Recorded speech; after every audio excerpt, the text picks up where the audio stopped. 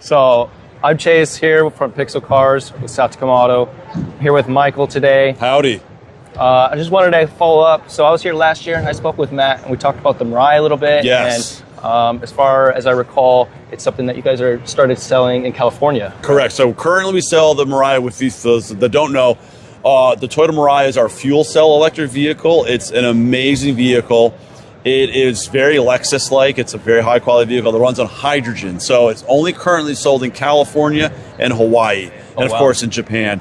So the Mirai is fantastic. I actually happen to live in California, so I see them on the road. They're all over California. They are quick. They're smooth.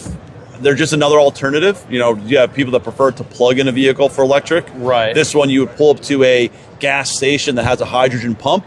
You put hydrogen in the vehicle, and you can drive about 400 miles on one fill of hydrogen. That's the amazing benefit. Now, the struggle is the infrastructure. That is something that Toyota, we don't build hydrogen stations, unfortunately. Right.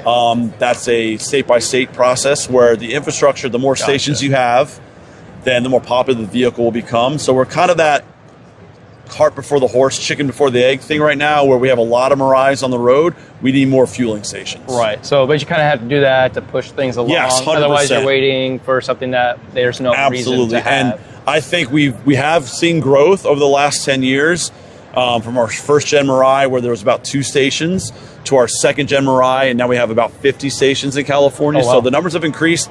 Truthfully, there should be more by now. That's the only frustrating thing. I wish there were more hydrogen stations. What I think will really help the Toyota Mirai and fuel cell in general is the trucking industry. So in Long Beach, California, where we have a port, we have a lot of big rig trucks that are transporting goods back and forth using hydrogen gas. Gotcha. So that I think the trucking industry is really going to help the fuel cell industry overall when it comes to the cars. Because fuel cells are fantastic. The technology's been around for forever. It's safe. It's wonderful. Right. Quick fill-up times. It's just the infrastructure. So what makes it so fantastic as compared to like other EV options? Because you have like plug-in hybrid, you have full EV cars. Like, what is besides, you know, of course, it only takes so long to fill it up with hydrogen, just like you're at the pump filling up a gas car. Yep. But what other things can people expect out of a hydrogen-powered fuel cell vehicle? So that's a great question. So at Toyota, we kind of give you the option, right? So everybody has a different lifestyle. I was just talking to these folks right here. They love pure hybrids. They don't want to have to deal with any kind of plugs whatsoever. So we've got more electrified vehicles than any other manufacturer. So here at Toyota, we have over 20 electrified vehicles, whether that's a hybrid, plug-in hybrid, fuel cell, or strictly electric. Right. So to answer your question about the Mirai or fuel cell in general, I think it's a case-by-case basis. Somebody like that has just an apartment where no place to plug in, the Mirai might be better for them if they've got a hydrogen station down the street. They could go, they could fill up in 5 minutes, they're good for the week worth of driving. Right. Now, there might be somebody that's got a plug in their garage. Battery electric might be for them, right? Or there might be somebody that has an apartment with only 2 plugs for 60 units. So maybe a plug-in hybrid could be an option for them. Maybe they have... They are able to plug in one night, but then the other night they can't. So, I still got the gas engine with a hybrid. So fuel cell, I think it's case by case. So that makes sense. I've talked to Mirai owners that love their vehicle. It's the best vehicle they've ever had. I talked to Mirai owners that they don't live close to a station, so they prefer to go to a battery electric vehicle or a plug-in hybrid. Okay. So the benefit of the Mirai, long story short, is it depends where you live and how close you are to a station. A niche, yeah, 100%. Gotcha. You've got to be near a hydrogen station. And I talk to consumers all the time. As much as I love the Mirai, if you're an hour from a hydrogen station, it's not the car for you. If you're even a half hour away from a hydrogen station, it's probably not the vehicle for you.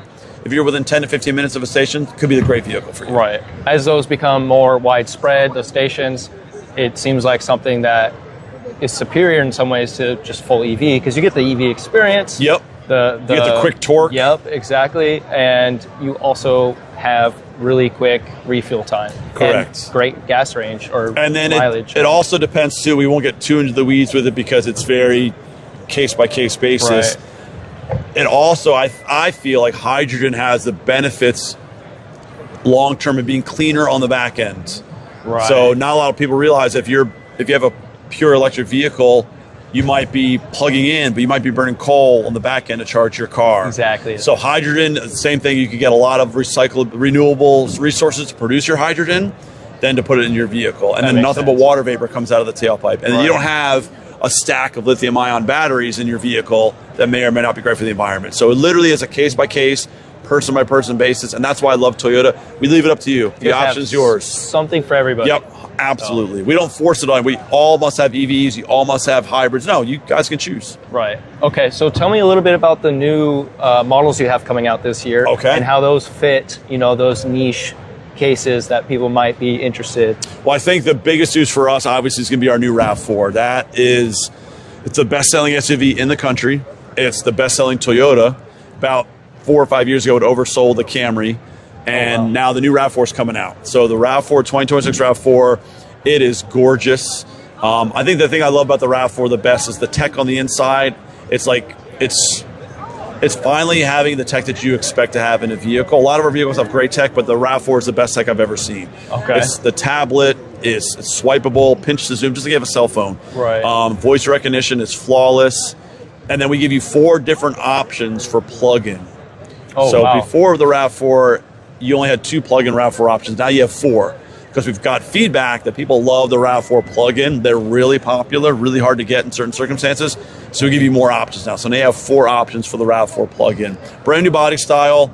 You have off-road capabilities. You can choose front-wheel drive. You can choose all-wheel drive. The RAV4 is going to be really, really popular when it comes out. We expect it to come out in December and January.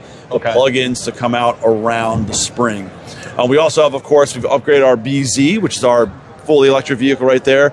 We have a Woodland edition for you. Okay. So that Woodland one over there, you can tow with it up to 3,500 pounds. Oh, wow. You still have great range, purely electric vehicle. So we've upgraded some of the interior features as well, some all-weather tech fabric. So if you want to go like maybe camping, things like that.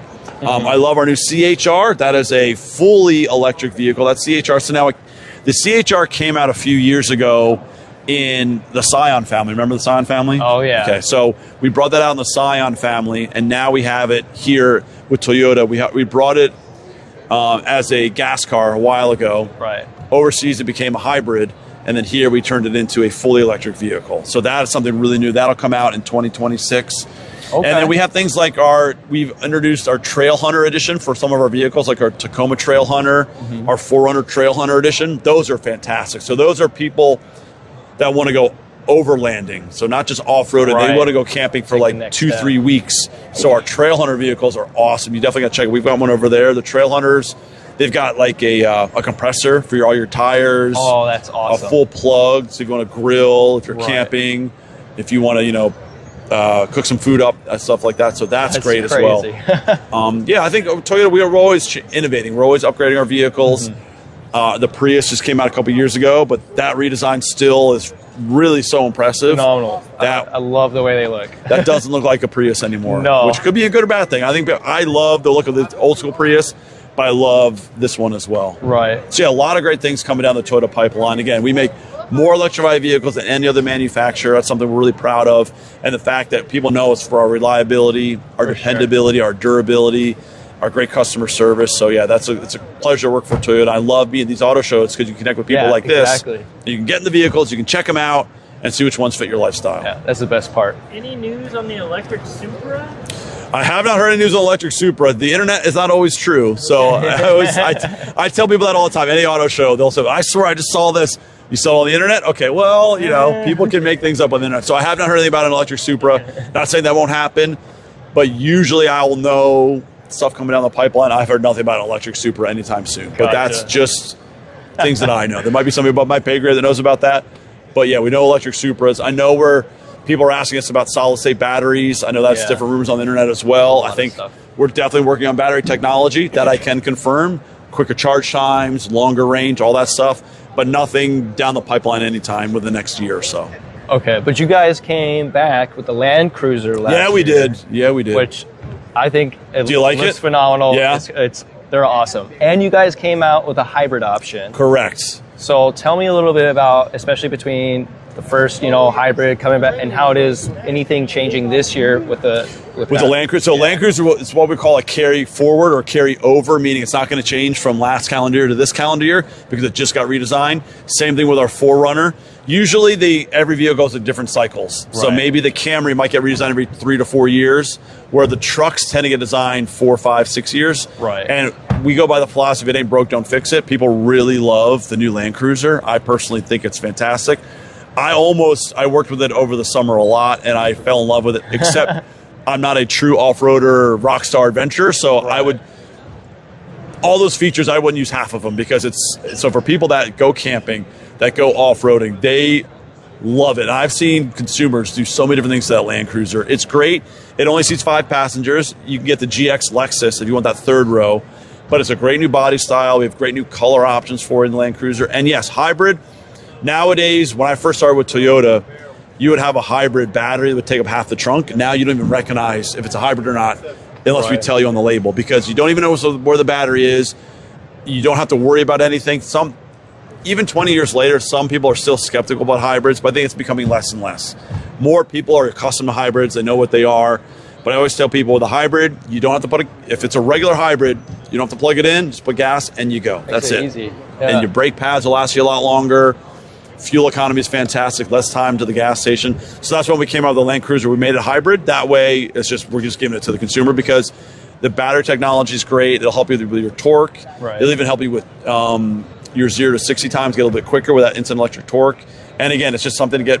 A lot of people want fuel economy when it comes to trucks, so give you a hybrid, you'll get better fuel economy. Yeah. No, that Land Cruiser is that one of your favorite? Heart, oh, yeah? Because my mom, for like so many years, is from as long as I can remember to like well through, I think I was senior year of high school. She had this 25th anniversary Land Cruiser. Do you know the color? It was like a metallic green. It was okay, yeah, I know. Yes, like yeah. It was exactly a dark that green. color.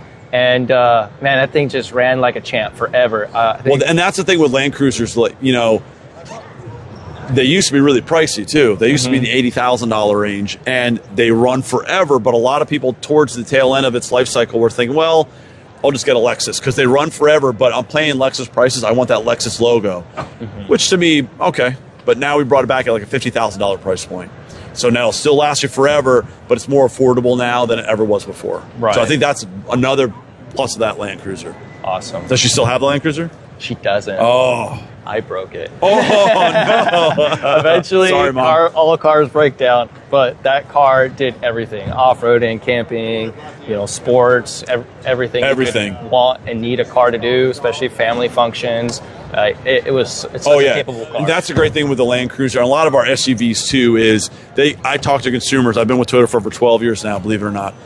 And it's amazing to see how many parents pass their Toyotas on to their kids. Yeah. And then their grandkids. I've talked to people that have like a 5th generation Camry from 2000. They're still driving around with 300,000 miles on it.